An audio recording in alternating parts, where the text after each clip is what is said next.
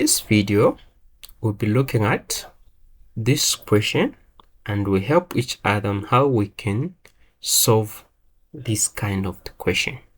Now, what do? The question says, figure shows several forces acting at different location and angles on a flywheel.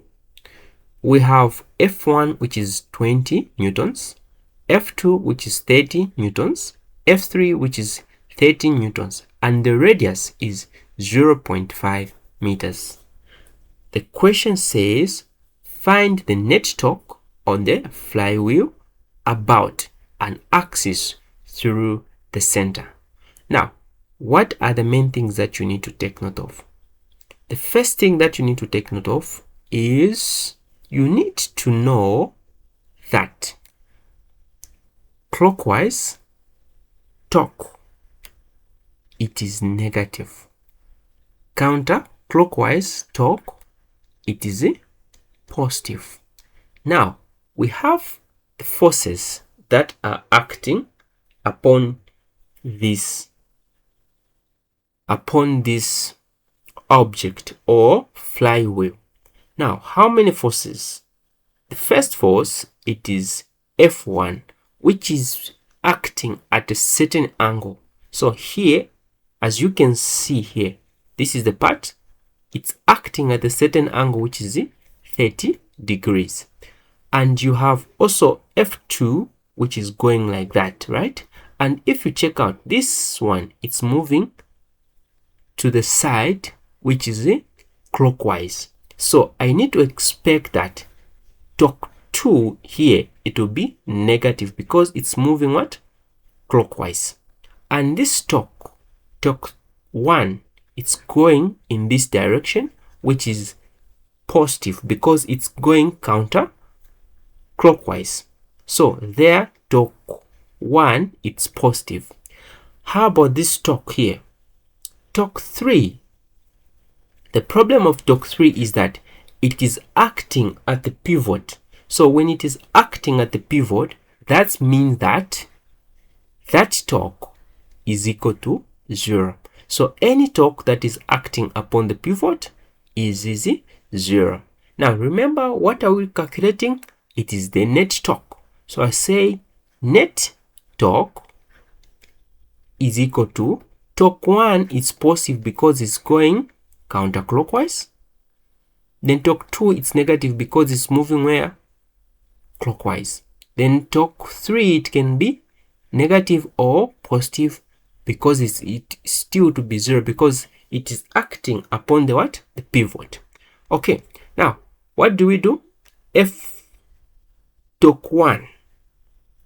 If you look at torque 1, we are applying the force at the certain angle.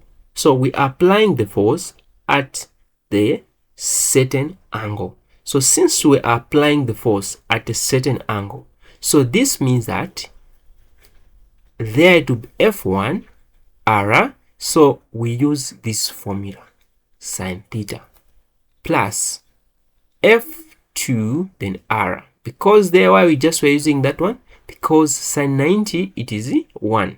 So on this part here, it's at 90 degrees. Okay, how about, oh, that's supposed to be negative here. So that is negative there that you can see. If you can see properly, here it's a negative. Okay, now that's negative minus. Then F what?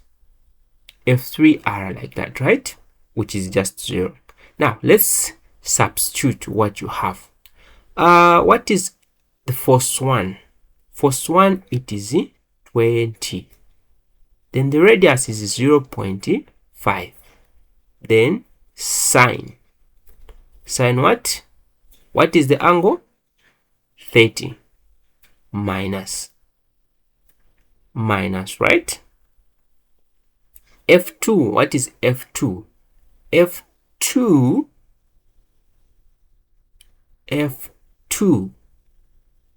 it is, if you look at F2, what is F2?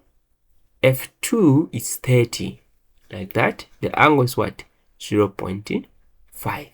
Then plus torque 3, it is 0 because we don't have any torque that is acting upon the what? The object. Now let's punch. So 20 times 0.5. So there the answer is 10, like that. Then if I say sine, right? Sine 90. So sine 90, the answer is 0.5 minus.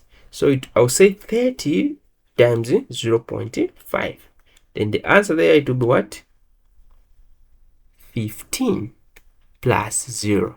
So meaning that it will be 5 minus 15 plus 0. Then your answer to be negative 10. So the net torque there, it is negative 10 Newton meter. So that's how you calculate that simple question. Yeah.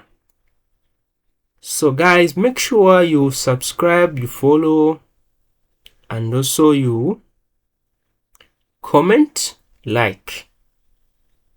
Thank you.